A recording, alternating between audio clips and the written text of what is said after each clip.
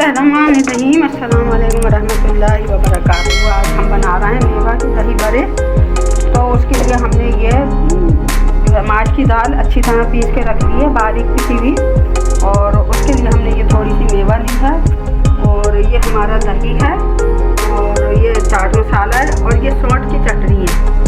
ठीक है, इसमें हमने डाली है सौंठ, काली मिर्च, पिसा हुआ भुना हुआ कुटा हुआ ज़ीरा, और हमने इसमें डाली है कुटी हुई मिर्च और काली मिर्च।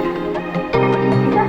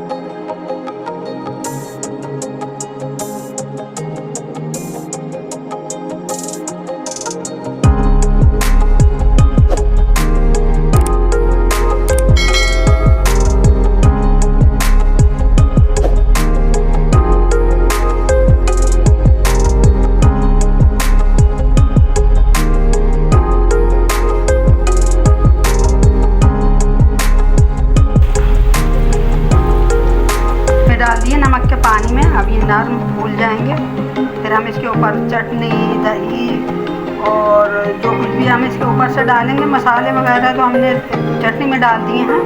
मिर्चें कुटी हुई, पिसी हुई, जीरा कुटा हुआ, पिसा हुआ सब डाल दिया है। सौंठ,